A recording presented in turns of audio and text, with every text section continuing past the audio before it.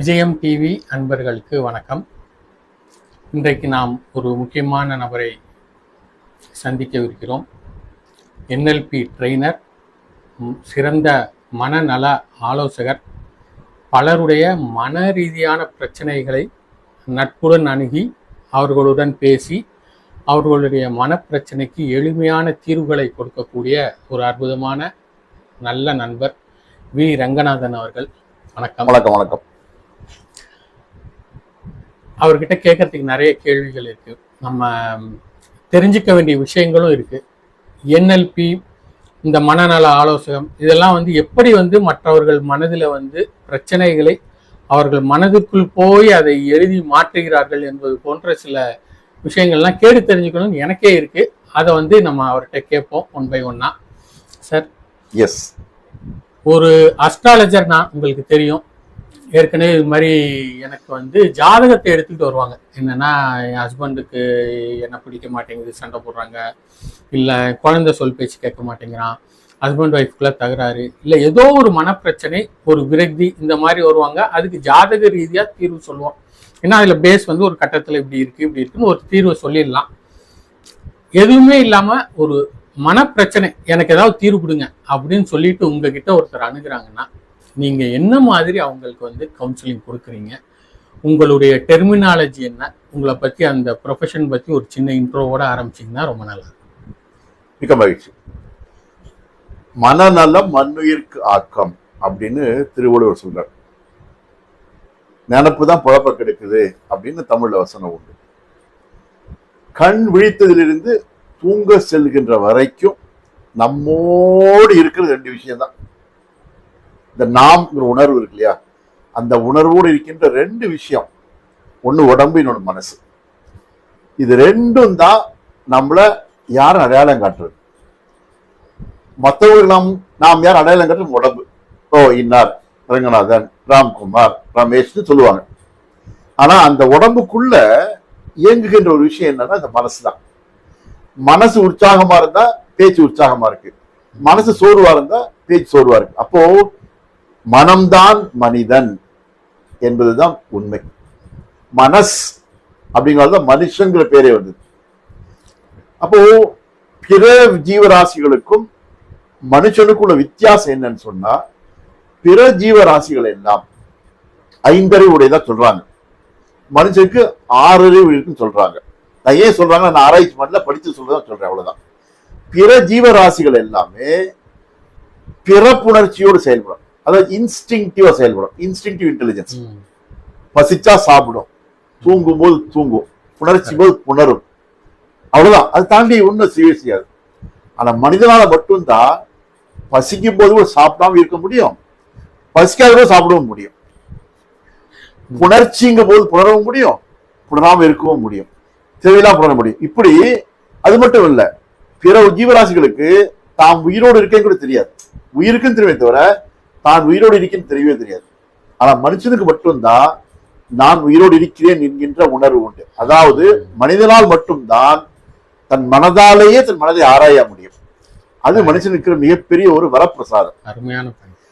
அப்போ மனிதன் தான் தான் இருக்கிறோம், எங்கு இருக்கிறோம், எப்படி இருக்கிறோம் என்பதை உணர்கின்ற பாக்கியம் இருக்கு. பிற ஜீவராசி தெரியவே தெரியாது.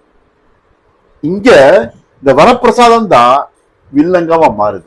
ஏன் வில்லங்கமா மாறுதுன்னா, இந்த பள்ளிக்கூடங்கள்ல நமக்கு பாடம் சொல்லி கொடுக்குறாங்க. அறம் செய்ய விரும்பு, ஆரவது செய்யணும்னு பழங்கால சொல்லி கொடுப்பாங்க. இப்போ ABCD, ஜாக் அண்ட் ஜில் அப்படி தகவலை கொடுத்தாங்களே தவிர, இன்ஃபர்மேஷன் ஃபீடு பண்ணாங்களே தவிர, நம்ம மனசை எப்படி பக்குவப்படுத்தணும்னு பள்ளிக்கூடங்களிலோ கல்லூரியிலோ சொல்லி கொடுப்பதில்லை. அதனால இன்னைக்கு என்னாச்சுன்னு சொன்னா, முதல்ல கூட்டு குடும்பமா இருப்போம், ஒருத்தருக்கு ஒருத்தர் பேசி சரி செஞ்சுக்குவோம். இன்னைக்கு எல்லாமே தனி குடுத்தம் ஆனதுனால இன்னைக்கு மிகப்பெரிய சிக்கலே ஒரு மனுஷனுக்கு என்னன்னு சொன்னா, பணப்பற்றாக்குறை இல்லை, சுற்றி வேலை பற்றாக்குறை கூட இல்லை, அவன் மனசுல சிக்கலா இருக்கு. ஸ்ட்ரெஸ் என்பது காமனா இருக்கு. இன்னைக்கு அந்த ஸ்ட்ரெஸ்ஸோட என்கிட்ட வருவாங்க. வந்தா நான் ஃபர்ஸ்ட் அவங்க செய்யறது, அவங்களை அட்வைஸே பண்ண மாட்டேன், அவங்களை அப்படியே ஏற்றுக்கொள்வேன். வாங்க உட்காருங்க, இப்படி ஸ்ட்ரெஸ்னா என்னன்னு புரியுது, என்ன ஸ்ட்ரெஸ் கொஞ்சம் எக்ஸ்பிளைன் பண்ணுங்கன்னு சொல்லுவேன், அவ்வளவுதான். அவங்க அப்படியே கொட்டுவாங்க. உதாரணமா சொன்னாக்க, ஒரு அம்மா வந்து பிரச்சனையோட ஒரு மனநல ஆலோசனை போறாங்க, ஒரு சைக்கியாட்ரிஸ்ட், மனநல ஆலோசனை விட சைக்கியாட்ரிஸ்ட் ஸ்பெசிபிக்கா சைக்கியாட்ரிஸ்ட் போறாங்க. இந்த சைக்கியாட்ரிஸ்ட் சைக்காலஜி என்ன வித்தியாசம் அப்புறம் சொல்றேன். இந்த சைக்கியாட்ரிஸ்ட போனதும் அவர் கணக்கு சொல்ல என்ன பிரச்சனை கேட்பாரு, கேட்டு இந்த மருந்து சாப்பிடு அப்படி போயிடுவார், அவ்வளவுதான். இந்த அம்மாவுக்கு அதனால ஒரு பெரிய ஒரு மகிழ்ச்சி இருக்காது. திரும்ப வீட்டு சோகமா வந்தோடனே அவருடைய அந்த அம்மாவோட ஃப்ரெண்டு வருவாங்க, வந்துட்டு கேட்பேன் என்ன சோகமா இருக்குன்னு. என் சோர்வு, ஒரு சைக்கியாட்ரிஸ்ட போனேன், அவர் ஒன்றும் தீர்வு கொடுக்கல, மாத்திரை எழுதி கொடுத்தாரு, தீர்வு கொடுக்கல அப்படின்னு. விதமா சொல்லுவாங்க, இந்த ஊருக்கு ஒரு பெரியவர் வந்திருக்காரு, அவர் கோயில்ல வந்து உபன்யாசம் வந்திருக்காரு, அது போய் கேட்போம். கேட்டு முடிச்ச பிறகு உனக்கு எப்படி இருக்கு பார்க்கலாம். சரி இந்த அம்மா வருவாங்க. உபன்யாசம் முடிஞ்ச பிறகு, கதா கலாச்சாரம் முடிஞ்ச பிறகு இந்த அம்மாவுக்கு அந்த பெரியவரை பார்த்து பேசலாம்னு தோணும். பெரியவர்கிட்ட போய் இந்த அம்மா மனசை விட்டுருவாங்க. அப்படியே அவர் அத்தனை பேசாம கேட்டுட்டே இருப்பார். கேட்டுட்டு நான் பகவான்கிட்ட பிரார்த்தனை பண்றேன், சீக்கிரம் சரியாயிடும் அப்படின்னு சொல்லுவார். அந்த வார்த்தையே அந்த அம்மாவுக்கு மனசு போய் உத்தரவு கொடுத்த மாதிரி இருந்ததுதான். இங்க நடந்த விஷயம் என்னன்னு சொன்னா, அந்த அம்மாவை அட்வைஸ் பண்ணாம முழுமையாக சொன்னதை காது கொடுத்து கேட்டு ஏற்றுக்கொண்ட காரணத்தினாலேயே மனசு ரொம்ப ஆறுதல் அடைஞ்சுதான்.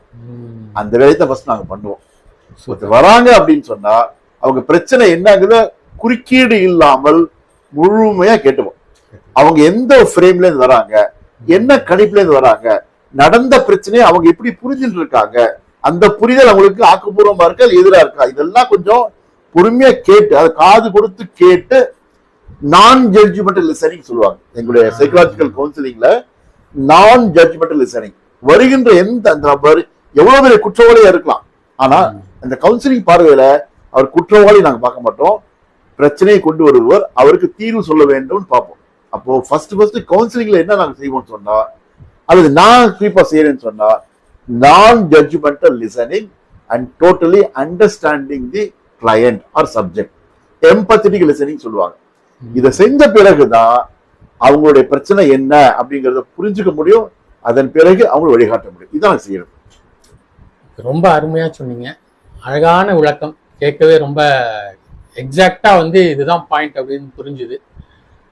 இப்போ வந்து ஆலோசனை கேட்குறாங்க, அவங்கள்ட்ட முழுசா கேட்டதுக்கு அப்புறம் அவங்களுக்கு தீர்வை எப்படி நீங்க சொல்லுவீங்க, அதுக்கான மெத்தட் என்ன, அதுக்கு ஏதாவது பேர் இருக்கா, அந்த மாதிரி கொஞ்சம் விளக்கி சொல்லுங்க. நிச்சயமா. இப்போ காது கொடுத்து கேட்கறதுங்கிறது முதல் ஸ்டெப். அடுத்து அவங்க எதுக்காக வந்திருக்காங்களோ அந்த பிரச்சனையை சால்வ் பண்ணி கொடுக்க வேண்டியது எங்களுக்கு கடமையா இருக்கும். அதுதான் நம்ம வந்திருக்காங்க. இப்ப இதுல சைக்கலாஜிக்கல் இன்டர்வென்ஷன்ல பல வழிமுறைகள் இருக்கு. ட்ரெடிஷனல் சைக்காலஜிக்கல் கவுன்சிலிங் இருக்கு. அங்க என்ன பண்ணுவாங்கன்னா முழுக்க கேட்டு அட்வைஸ் பண்ணுவாங்க, நீங்க இப்படி இருங்க அப்படி இருங்க பரவாயில்ல, ஆறுதல் வார்த்தை சொல்லுவாங்க. அது ஒரு வழிமுறை. அதை விட இன்னும் பல படி இன்னைக்கு உயர்ந்த ஒரு வழிகாட்டுதல் வந்திருக்குன்னு சொல்லலாம், ட்ரெடிஷனல் கவுன்சிலிங்கை தாண்டி. ஏன்னா பிரச்சனையோடு வரவங்க அதுக்கான தீர்வு அவங்களுக்கு தெரியும், ஆனா நடைமுறைப்படுத்த முடியாத வராங்க.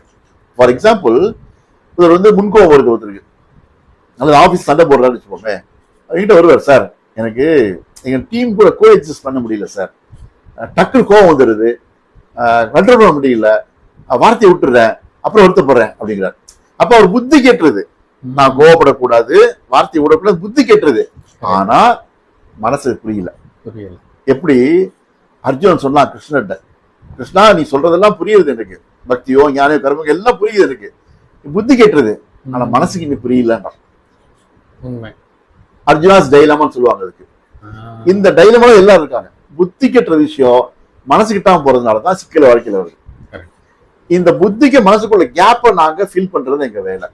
அப்போ அவங்க புத்தி கெட்டின விஷயத்த மனசு கிட்ட வைக்கிறது தான் நாங்க செய்யறோம். அதுல என்னுடைய துறைன்னு பார்த்தா நியூரோ லிங்குவிஸ்டிக் ப்ரோக்ராமிங் என்று இங்கிலீஷ் சொல்றோம், NLP என்று ஷார்ட் ஃபார்ம்ல கொடுக்குறோம். 3 எழுத்து. அதாவது வெற்றிக்கு 3 எழுத்து NLP தமிழ்ல புக் எழுதிருக்கேன். இன்னும் சொல்ல போனா தமிழ்ல NLP பத்தி விவரமா அச்சேரிய முதல் புத்தகம் என்னுடைய புத்தகம் அப்படின்னு சொல்லலாம். இன்னொரு முறை அந்த பேரை சொல்லுங்க. வெற்றிக்கு 3 எழுத்து NLP. வெற்றிக்கு 3 எழுத்து NLP, அதான் அந்த புத்தகத்தோட தலைப்பு. 2012 வெளியான புத்தகம் அது. முதல்ல தமிழ்ல NLP விரிவா எழுதப்பட்ட அச்சேரிய புத்தகம் சொல்லலாம். அது பேர் இப்ப புத்தகம் நிறைய வந்திருக்கு. ஆனா அன்றைக்கு நான் விரிவா எழுதினேன். அதுல வந்து நம்முடைய பாரம்பரிய சிந்தனாமுறை, ராமாயண மகாபாரதங்கள், பழமொழிகள், திருக்குறள் இதெல்லாம் இணைச்சு அந்த புத்தகத்தை எழுதியிருக்கேன். NLP என்ன சொல்லுதுன்னு சொன்னா, உலகத்துல நடக்கிற அத்தனை விஷயமுமே நாம எப்படி புரிஞ்சுட்டு இருக்கோமோ அதன்படிதான் நாம எதிர்வினை ஆற்றுவோம். அதாவது our response to the events are based upon our understanding. Ramkumar என்ன பேட்டி எடுக்கிறாருன்னு சொன்னா அவர் ஒரு கற்பனையில பேட்டி எடுக்க வராரு. ஆனா அந்த பேட்டிக்கு நான் எப்படி ரெஸ்பாண்ட் பண்ண, நான் மனசுல ஒரு கற்பனை வச்சு அதுதான் ரெஸ்பாண்ட் பண்றேன். ஒருத்தர் வந்து நல்லா இருக்கீங்களா அப்படின்னு கேட்டா அன்னைக்கு நல்ல ஃப்ரேம் ஆஃப் மைண்ட் இருக்கும் சொன்னா நல்லா இருக்கேன் சார், நீங்க எப்படி இருக்கீங்க போது சொல்லுவோம். இன்னொரு நாளைக்கு அதே நபர் இப்படி நல்லா இருக்கீங்களா கேட்கும் போது அன்னைக்கு நம்ம மனசு உடைஞ்சிருந்தா என்னத்த சொல்றது அப்படி சொல்லுவோம். அது கேள்வி ஒண்ணுதான். ஆமா, என்ன சார் எப்படி இருக்கீங்க அப்படின்னு கேட்க கேள்வி ஒண்ணுதான். ஆமா, இது ஒரு கேள்விதான், பாக்கி வேற அப்படி ரெஸ்பாண்ட் பண்றோம். அப்போ நம்முடைய மனசு எப்படி இருக்கோ அப்படி ரெஸ்பான்ஸ் இருக்கு. அப்போ உள்ளத்தை உற்சாகமாக வைத்துக் கொண்டால் வில்லங்கம் குறைவா இருக்கு. உள்ள உற்சாகம் குறையும் பொழுது, சஞ்சலம் வருகின்ற பொழுது, சுத்தி இருக்க சரியா இருந்தா கூட நாம சரியில்லாதனால புரிதல் தவறா போவதனால குழப்பம் வருது. அப்ப NLP என்ன சொல்லுதா, நியூரோ லிங்குவிஸ்டிக் ப்ரோக்ராம் என்ன சொல்லுதுன்னா, map is not the territory என்று அதனுடைய பழமொழி சொல்லுவாங்க. அதாவது மேப் இஸ் டெரிட்டரின்னு சொன்னா ஒரு மெட்ராஸ் சிட்டியை புரிஞ்சுக்கணும், மேப்பை பாக்குறோம். மேப்ல அப்படி போட்டிருப்பாங்க, இங்க டாட் வச்சிருப்பாங்க, இங்க போரூர், இங்க வலசல்வாக்கம், அப்படிதான் டாட்டா பாருக்கு வலசல்வாக்கம் போரூர் இல்லையே, அங்க போனா தெரியுது கட்டணம் நிறைய இருக்கு. ஆனால் ஒரு குறியீடாக இருக்கு. அந்த மாதிரிதான் நம்ம சுத்தி இருக்கிற சம்பவத்தை, நண்பரை சந்திக்கிறோம், கல்யாணத்துக்கு போறோம், ஆபீஸ்க்கு போறோம், ரோட்ல ஒரு டிராபிக்ல மாட்டிட்டு திரும்பி வரோம்னா சம்பவம் எப்படி இருந்தாலும் கூட அதை நம்ம எண்ணத்துல எப்படி பதிவு வச்சுட்டு இருக்கோமோ அதுதான் நமக்கு உண்மைன்னு தெரியுது. அதன்படிதான் நம்ம எதிர்வினையாற்றுக்கிறோம், ரெஸ்பாண்ட் பண்றோம். இப்ப NLP இந்த ரெஸ்பான்ஸ் பேட்டர்னை மாத்துறதுக்காக அந்த மேப்பை புரிஞ்சுக்க ட்ரை பண்ணுது. அந்த மேப்பை மாத்தி அமைப்பதன் மூலம், ஃபார் எக்ஸாம்பிள், ஒரு பையன் சொல்றான், எங்க அப்பா ரொம்ப ஸ்ட்ரிக்ட், என்ன அடிக்கிறாரு. எதுக்கு அடிக்கிறாரு? ஒண்ணு பாடம் படிக்கலாம்னு அடிக்கிறாரு. அப்படியா, பாடம் படிக்க அடிக்கிறாரா? சரி, அடிக்காம கூட இருக்காரா? அடிக்க மாட்டார். எப்போ? வெளியில கொண்டு படிக்க மாட்டார். அப்ப அப்பா அடிக்காம இருக்காருல்ல, நீ ஏன் பாடம் படிக்க மட்டும் அடிக்கிறா சொல்லு, அது மட்டும் அப்பா அப்படி அந்த மைண்டை மாத்தி புரிய வைப்போம். பொதுப்படை பண்ணுவான், அந்த ஊர்ல மனுஷன் வாழ்வானா அப்படின்வான். ஏன் ஊர்ல மனுஷன் வாழ இல்லையா? ஆனா ஒரு சம்பவத்தை வச்சு பொதுமைப்படுத்தி ஜெனரலைஸ் பண்ணிட்டு நாம தப்பா புரிஞ்சுக்கிட்டு நம்ம ரெஸ்பான்ஸ் தப்பா வருது இல்லையா? இந்த மாதிரி சின்ன சின்ன புரிதல்களை மாத்தும் போது அவங்க ஆமான்னு சொல்லும் பொழுது அவங்க புரிஞ்சுக்கிறாங்க, மாறுறாங்க. இந்த அட்வைஸ் கிடையாது, அவங்களுடைய எண்ண பதிவை மாற்றுவதற்கான உத்திகள் நிறைய இருக்கு. கிட்டத்தட்ட 300 டெக்னிக்ஸ் இருக்கு அதுல ஆக்சுவலா போனா. அப்போ யாருக்கு எந்த உத்தி பொருந்துமோ அதை பொருந்தி மாத்த வைக்கிறது தான் NLP. அப்போ இந்த மேப், இன்னும் சொல்ல போனா photo is not the person. ID கார்டுல போட்டோ காட்டுறோம், அந்த நபர் வந்து அந்த போட்டோ என்பது அந்த நபரின் அடையாளம், அந்த போட்டோ நபர் கிடையாது. அதுதான் இதைத்தான் ஆதிசங்கர் சொல்றாரு, நேத்திங்கிறார். நீ உலகத்தை எதெல்லாம் பாக்குறியோ அது அப்படி இல்லை, அது அப்படி இல்லை அப்படிங்கிறார். என்னன்னா உலகம் அப்படிதான் இருக்கு, ஆனா உன் புலன்றால் நீ எப்படி உள்வாங்கி பதிய வச்சுட்டு இருக்கியோ அதுதான் உனக்கு உலகமா தெரியுது. பிரம்ம சத்தியம், ஜெகத் நிச்சயம். நிச்சயம்னா இது வந்து இல்லைன்னு சொல்லல, எது உண்மை அப்படி இல்லை, உண்மையாக அது இல்லைங்கிறார். அதான் NLP இன்னைக்கு சொல்லுது. நாம் பார்க்கும் விதத்தில் அது இல்லை, அது இல்லை, நிஜம் வேறு, நிஜம் வேறு. அந்த பார்வையை நீங்க மாத்தி கொடுக்குறீங்க, அவங்க அதை புரிஞ்சுக்கிறாங்க.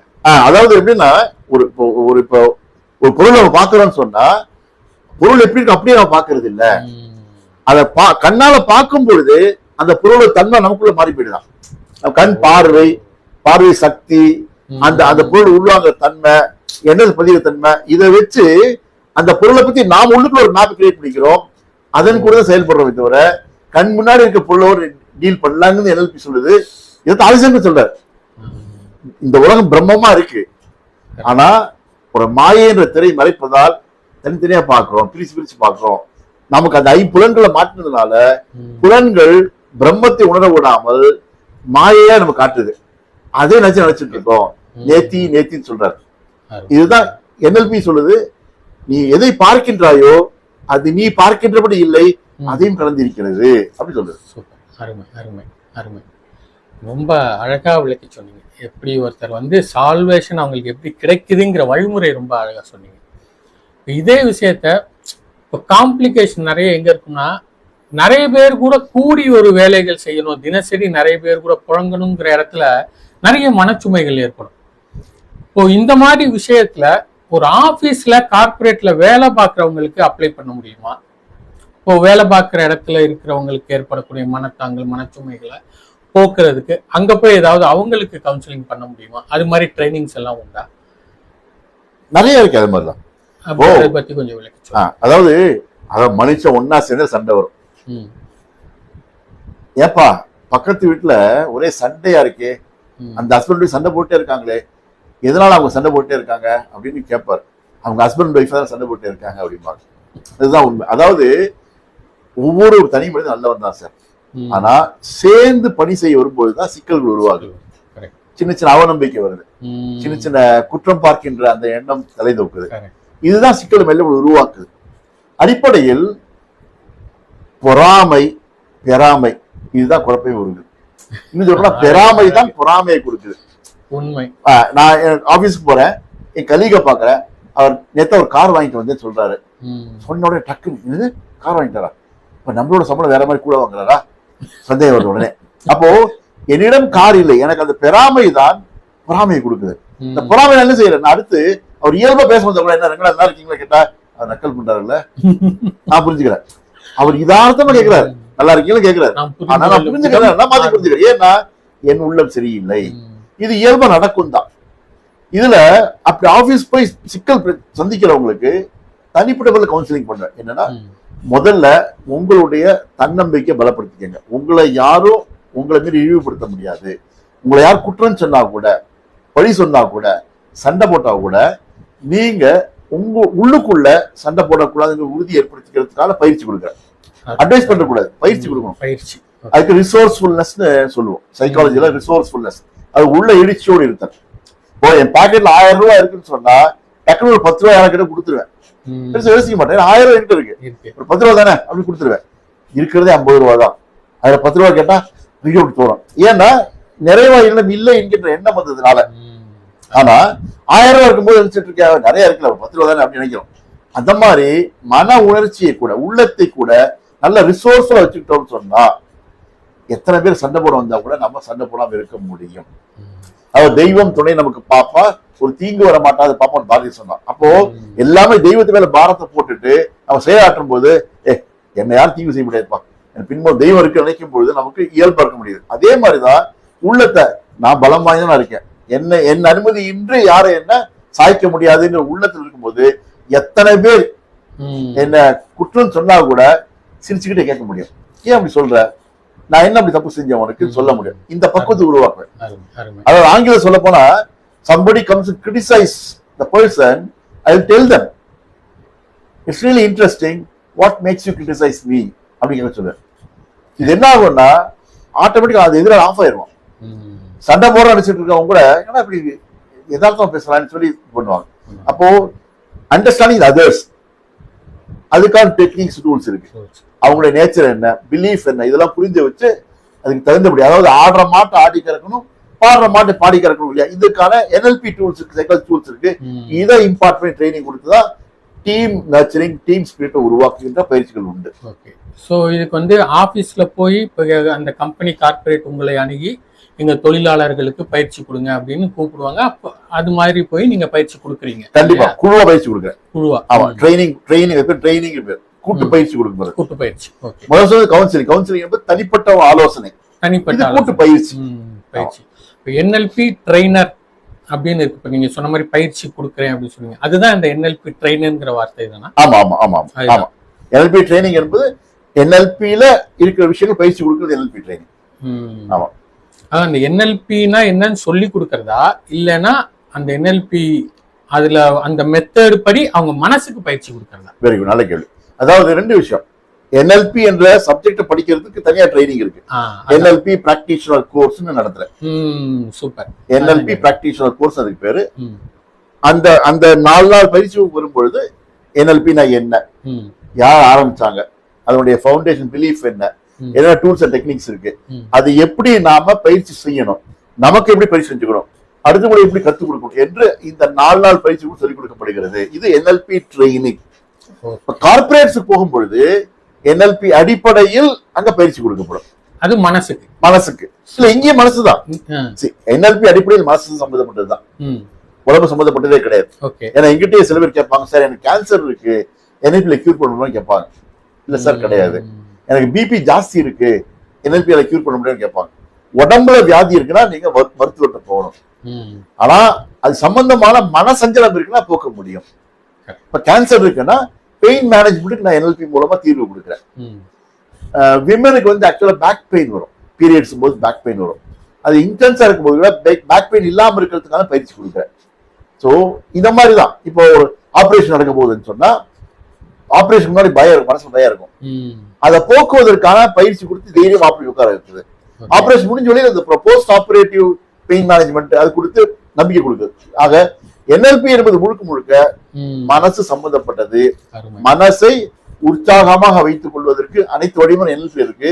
மனசு உற்சாகமா இருந்துட்டா எல்லாமே நல்லபடியா நடக்கும். ஸோ அந்த உற்சாகத்தை எங்க தொழிலாளர்களுக்கும் வந்து கொடுங்கன்னு சொல்லி ஒரு கார்பரேட் கூப்பிடும்போது அந்த தொழிலாளர்களுக்கு நீங்க அங்க போய் அந்த மன உற்சாகத்திற்கான அடிப்படை பயிற்சிகளை கொடுக்குறீங்க. கண்டிப்பா கொடுக்குறீங்க. ஸோ இன்னொன்னு NLP சப்ஜெக்டா நீங்க வந்து அத பயிற்சியாவும் அந்த வாட் இஸ் NLPங்கிறதுக்கு அதை பயிற்சியாவும் நீங்க கொடுக்குறீங்க. அதுக்கு ஒரு ஃபீஸ், சர்டிபிகேஷன் கோர்ஸ், அந்த கோர்ஸ் நீங்க நடத்துறீங்க. ஓகே. ஸோ ஒரு டீச்சரா ஒரு பக்கம் as a NLP course trainer, இன்னொன்னு மனநல பயிற்சியாளர், ரெண்டு விதமாவும் உங்களுடைய செயல்பாடு ரொம்ப அருமை. இப்ப அலுவலகத்துல குரூப்பா அந்த எம்ப்ளாயிஸ்க்கு நீங்க பயிற்சிகள் இது மாதிரி கொடுக்கும்போது என்னென்ன மெத்தட்ஸ் அவங்களுக்கு வந்து சொல்லி தரீங்க? அது சம்பந்தமா ஏதாவது ஒரு இன்ட்ரோ மாதிரி கொடுக்கணும், என்னென்ன பயிற்சிகளுக்கு அவங்களுக்கு கொடுக்குறோம் அப்படின்னு. கார்பரேட் வரும்பொழுது எம்ப்ளாயி எஃபெக்டிவ்னஸ் ஃபர்ஸ்ட். வருகின்ற ஒவ்வொருத்தருமே டே டு டே பேசிஸ்ல எப்படி எஃபெக்டிவா ஒர்க் பண்ணணுங்கிறதுக்கான சில வழிமுறை இருக்கு. ஏன்னா வேலை செய்யற இடத்துல ஒரு 8 மணி நேரம் 10 மணி நேரம் செய்யறோம். அந்த நபர் உடம்போட வருவார், ஆனா மனசோட வராராங்கிறது ஒரு கேள்வி. அந்த மனசுக்குள்ள எத்தனை சுமையை சுமந்து வர நமக்கு தெரியாது. வீட்டுல பொண்டாட்டி திட்டி இருக்கலாம், அல்லது இவர் பொண்டாட்டி திட்டி இருக்கலாம், வர வழியில ரோட்ல எவனாவது திட்டி இருக்கலாம், ரோட்ல வண்டியை திரும்ப இடிச்சுட்டு போயிருக்கலாம், இவர் உருண்டு பிறண்டு விழுந்திருக்கலாம், அல்லது எவ்வளவோ மன உளைச்சலோட தான் ஆபீஸ்க்குள்ள நுழையிறோம். நுழைகின்ற பொழுது வாசல்லையே வந்து கழட்டி வைக்க முடியாது.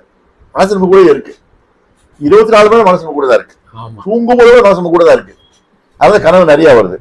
அப்போ இந்த மனதை வேலைக்கு வந்த பிறகு எப்படி உற்சாகம் வச்சுக்கிறதுங்கிறதுக்கு எம்ப்ளாயி எஃபெக்டிவ்னஸ் அப்படிங்கிற பயிற்சி கொடுக்குறேன். இது வந்து ஒரு individual employee how to keep himself motivated on daily basis.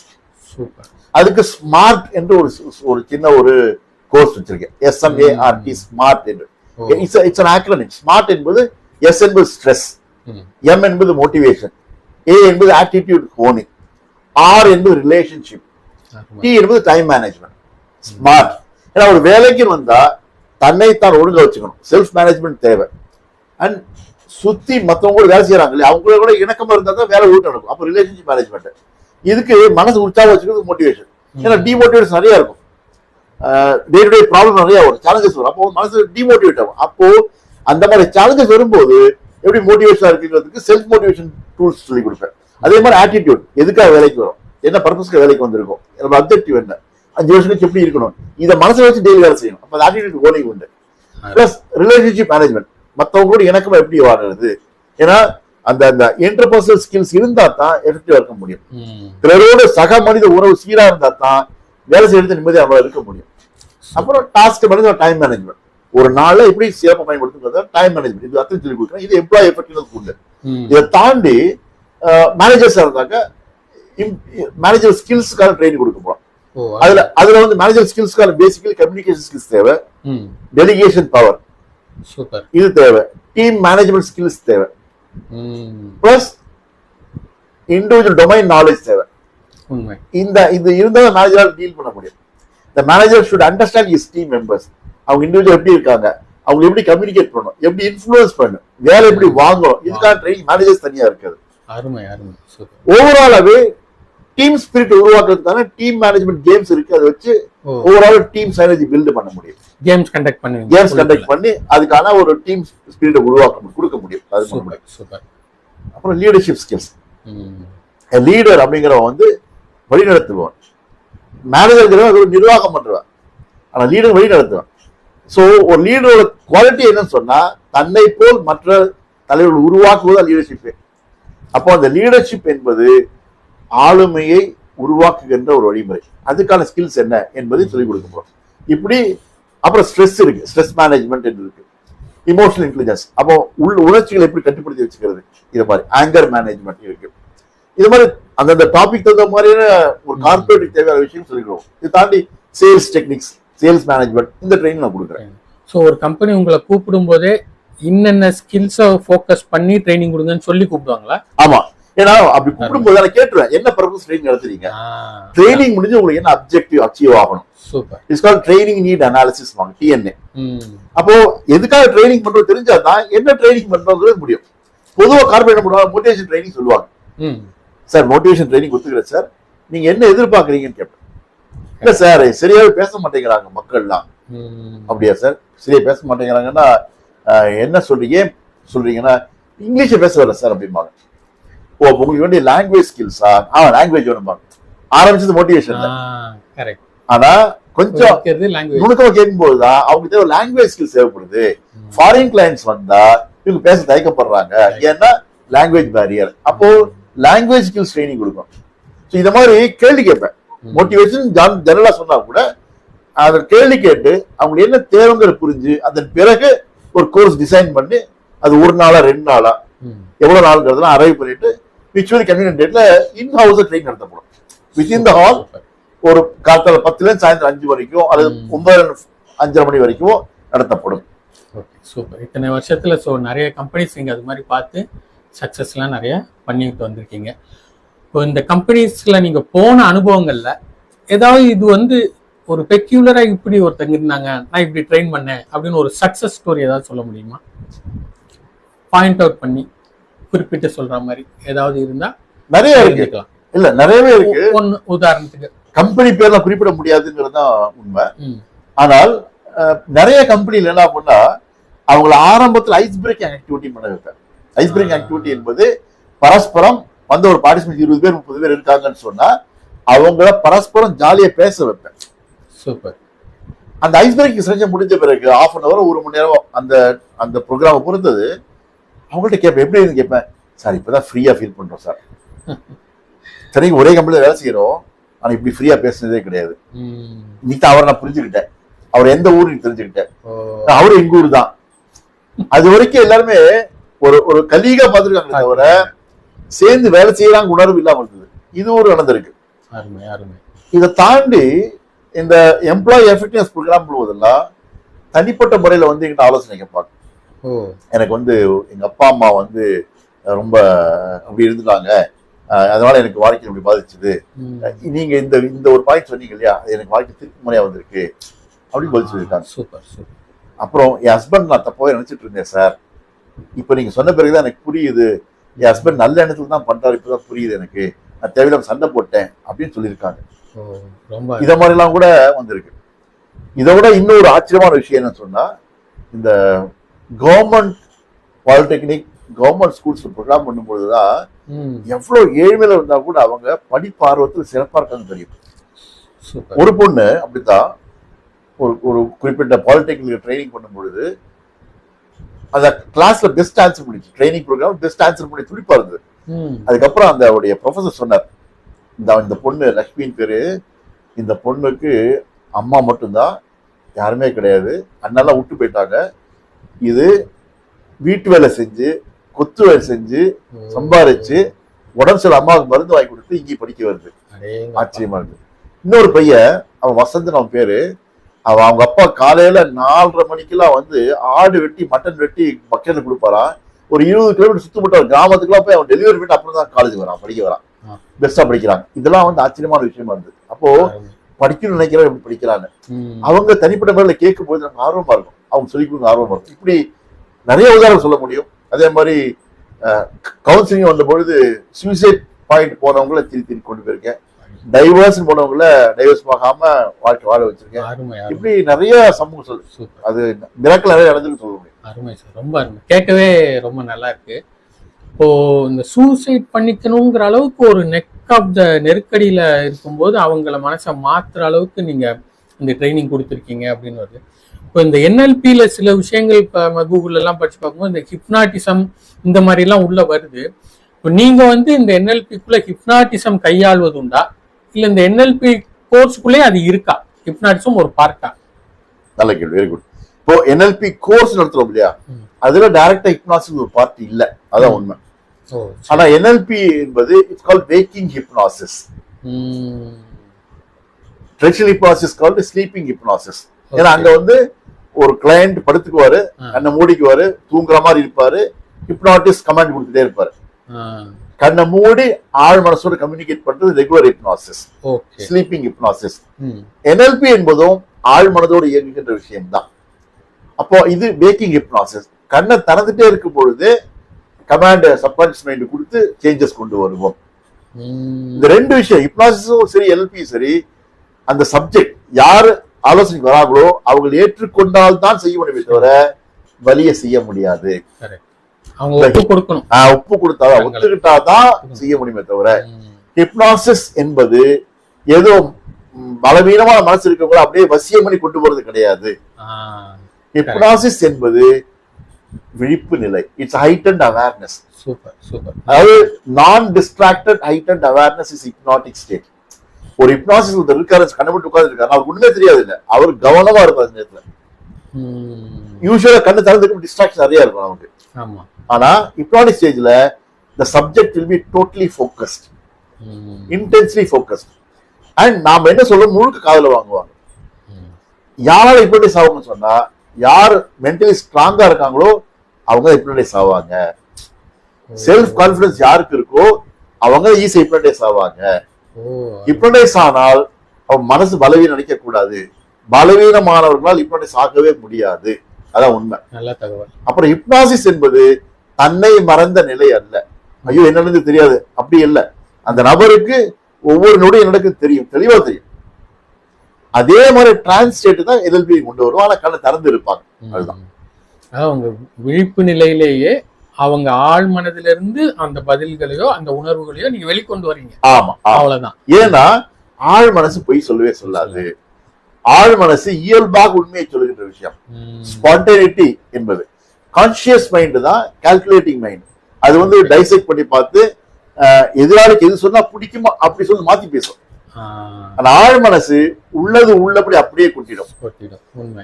குழந்தைகள் பாத்தீங்கன்னா ஆழ் மனசோடு லயிச்சிருக்கனாலதான் அப்படியே பேசுவாங்க. ஆனா வளர்ந்து வர வர மனுஷன் தான் அடல்ட் ஆகும்போதுதான் அடல்ட்ரேஷன் வருது மைண்ட்ல. அப்ப அவன் தான் இப்படி சொன்னா அவர் ஏத்துக்க மாட்டாருங்கிறதுக்காக மாத்தி சொல்றது. நாளைக்கு காலைல 10 மணிக்கு சந்திக்கலாமா, மேக்சிமம் ட்ரை பண்றேன். என்ன அர்த்தம்? வரமாட்டேன்னு அர்த்தம். எப்படி மேக்சிமம் ட்ரை இப்படியே மாத்தி பேசுறோம். சின்ன குழந்தை இல்ல வரமாட்டேன்னு சொல்லிடும். அப்ப நாங்க என்ன செய்வோம்னா இந்த மாதிரி கிரிட்டிக்கல் கான்சியஸ் மைண்ட பைபாஸ் பண்ணி we will go to subconscious mind directly and make the person respond spontaneously. அதுதான் நாங்க செய்வோம். அதாவது இதுல ஹிப்னாட்டிசம்ங்கிறது வருது, பட் அது ஒரு மனிதரை மயக்கும் மெத்தட் இல்ல. ஆனா அவர்கள் பேசி பேசி பேசி அவங்களை அவங்க மனசாலேயே ஆழ் மனதுக்குள்ள போய் வெளியில பேச வைக்கிறது. எக்ஸாக்ட்லி. விழிப்பு நிலையிலேயே அவங்களே ஆழ் மனதுக்கு போய் பேச அவங்க சம்மதத்தோட தெரிஞ்சு தெரியாம வராது. சோ அது ஒரு அற்புதமான கலை, ரொம்ப நுணுக்கமா கையாள வேண்டிய சூப்பரான கலை அது. அது இதுல இருந்து ரொம்ப கவனமா இருக்க வேண்டியதுன்னு சொன்னா நாம நேர்மையா இருக்கணும். அப்புறம் அவங்களை திருத்தணும் நினைக்காம அவங்களை புரிஞ்சுக்கணும் நினைச்சா போதும். மாறக்கூடிய சக்தி வரவங்கள்ட்ட இருக்கு. அவங்கள்ட்ட இருக்கு, புரிய வைக்கிறதே எங்க வேலையை. நாங்க மாத்துறதே இல்லை. திறந்த மனசோட கேள்வி கேட்டு அவங்க பிரச்சனை புரிய வச்சு அவங்களே மாற வைப்போம். அதுதான் NLP சிறப்பே. அதுதான். ஒரு சூசைட் பண்ணிக்கிற மாதிரி நெருக்கடியில வந்தா கூட அவங்க ஆழ் மனசுல இருந்தே, ஏன்னா அவங்களுக்கே பண்ண வேண்டாம்னு ஒண்ணு இருக்கும். அந்த வேண்டாங்கிறத தூண்டி விட்டு பண்ணாதன்னு சொல்லி பாசிட்டிவா அனுப்பிடுவோம். உதாரணம் சொல்றேன். ஒரு அம்மா அப்படிதான், she was totally depressed. அவங்க ஹஸ்பண்ட் வந்து ஃபாரின்ல இருக்காரு, பணம் எடுத்து சம்பாதிச்சு அனுப்புறாரு. இவங்க பிசினஸ் பண்றேன்னு சொல்லிட்டு லாஸ் பண்ணிட்டாங்க ஃபுல்லாவே. அது அவங்களுக்கு ரொம்ப நேர்மையானவங்க தான், நேர்மையா பிசினஸ் பண்ண ட்ரை பண்ணிருக்காங்க. ஆனா பண்ண தெரியல, ஆகவே பயங்கர லாஸ். ஸோ ஹஸ்பண்ட் வந்து இவ்வளவு பணம் அனுப்பிச்சேன்னு என்ன கேட்கும்போது பதில் சொல்ல தெரியல. நான் பிசினஸ் பண்ணி லாஸ் பண்ணி சொல்ல தெரியல. அவங்களுக்கு சூசைட் பண்ணிக்கலாங்கிற டெண்டன்சி வந்துருச்சு அவங்களுக்கு. ஏன்னா ஹஸ்பண்ட் ஃபேஸ் பண்றதுக்கு தைரியம் இல்லை. நியாயமா தான் பிசினஸ் பண்ணிருக்காங்க, பிசினஸ் பண்ண தெரியாம ஆசையை பண்ணிட்டு லாஸ் ஆகி போச்சு. அதுதான். இருந்தாலுமே கஷ்டப்பட்டு சம்பாதிச்ச காசை வீணடிச்சுங்கிற குற்ற உணர்வுல அவங்க தற்கொலை பண்ணிக்கலாம் அப்படிங்கிற எண்ணத்துக்கு போயிட்டாங்க. ஒரு ரெஃபர் பண்ணிக்கிட்டு வந்தாங்க. நான் கேட்ட ரொம்ப இன்ட்ரெஸ்டிங் தான். நீங்க தற்கொலை பண்ணி செத்து போன பேர் உங்க ஹஸ்பண்ட் எப்படி இருப்பாரு நினைக்கிறீங்க? நான் கேள்வி கேட்டேன். அவ்வளவுதான். உங்க ஹஸ்பண்ட் எப்படி இருப்பாரு நினைக்கிறீங்க? உங்களுக்கு என்ன நினைப்பாரு நினைக்கிறீங்க? அடுத்து என்ன தப்பா தான் நினைப்பாரு. அப்போ நீங்க செத்து போன பிறகு தப்பா நினைக்க போறாருன்னா ஏன் செத்து போகணும் நீங்க? தப்பா நினைப்பா தற்கொலை பண்ணிக்க சொல்றீங்க. ஆனா நீங்க செத்த பிறகும் கூட உங்களுக்கு தப்பா நினைப்பாருன்னு சொன்னா நீங்க அவர் தப்பா நினைப்பாருங்கிறதுக்காக நீங்க தற்கொலை பண்ணிக்கிறீங்களா, இல்ல உங்க குத்தம் சொல்லிடக்கூடாது தற்கொலை பண்ணிக்கிறீங்களா? இது என்ன அவர் குத்தம் சொல்லிடக்கூடாது. அப்போ நீங்க இன்னும் சுயமா இருக்கீங்க பாருங்க. ஹஸ்பண்ட் கன்சர்ன் இல்லைங்க இல்லன்னு அப்படியே புரிய ஆரம்பிச்சு. சரி என்னைக்கு பண்ணிக்கலாம்னு இருக்கீங்க? அடுத்த கேள்வி என்ன அப்படி ஹேக் ஆயிட்டாங்க அவங்க. இல்லைங்க அப்ப அதுக்கு முன்னால நீங்க ஒரு இப்ப நாளைக்கு பண்ணிக்க போறீங்கன்னா இன்னைக்கு ஒரு நாள் லைஃப் நல்லா என்ஜாய் பண்ணி பாருங்களேன். நல்லா ட்ரெஸ் பண்ணிக்கங்க, பெஸ்ட் ஆஃப் ஃபுட் சாப்பிடுங்க. நாளைக்கு நீங்க இருக்க போறது இல்லை இல்லையா, இன்னைக்கு என்ஜாய் பண்ணிக்கலாம். மெல்ல மெல்ல அவங்க சின்ன மாறி போச்சு ரோட்ல. தற்கொலை பண்ணிக்க தப்புன்னு சொல்லியிருந்தா அவங்க டிஃபென்சிவ் போயிருப்பாங்க. அப்படி இல்லாம அது ஒரு சம்பவமா மாத்தி இப்படி கேள்வி கேட்டு மெல்ல மெல்ல யோசிக்க ஆரம்பிச்சாங்க. அது மாதிரி என்னுடைய சுயநலத்துல தான் இன்னும் வந்து தற்கொலை பண்ணிக்கிறேனே தவிர, தற்கொலை பண்ணிக்க முயற்சி பண்றேனே தவிர ஹஸ்பண்ட்களுக்கு அக்கறை இல்ல, பணம் லாஸ் ஆச்சுங்கிறது இல்ல. அப்படி புரியுது அவங்களுக்கு. எதுக்கு சொல்றேன்னா கிளையண்ட கான்ஃபிளிக்ட் பண்ணாம அவங்களோடய டிராவல் பண்ணி அவங்கள்ட்ட ஷிஃப்ட் கொண்டு வரும்போது அவங்க புரிஞ்சுக்கிறாங்க. இப்போ நான் வந்து ஒரு NLP ட்ரெயினரா உங்களை மாதிரி ஆகணும்னு நினைச்சா நான் எப்படி அணுகலாம்? உங்ககிட்ட கோர்ஸுக்கு என்ன மாதிரி அணுகலாம்? எவ்வளவு அந்த அந்த கோர்ஸ் மெத்தட் டீடைல்ஸ் அதை பத்தி கொஞ்சம் சொல்றீங்களா? ஃபென்டாஸ்டிக். அதாவது உலகம் முழுக்கவே இது இருக்கு. NLP பிராக்டிஷனர் கோர்ஸ் இருக்கு. Neuro linguistic programming NLP practitioner course இருக்கு. இது 4 நாள்ல 10 நாள் வரைக்கும் இது பயிற்சி நடக்கும். ஒவ்வொரு இன்ஸ்டியூட் ஒவ்வொரு நடத்துவாங்க. நான் நடத்துறது 4 நாள் பயிற்சி நடத்துறேன். ஸோ NLP பேசிக் பிராக்டிஷனர் என்பது ஃபர்ஸ்ட் 4 டேஸ்ல வந்து NLP அடிப்படைகள் மட்டும் சொல்லிக் கொடுக்கப்படும்.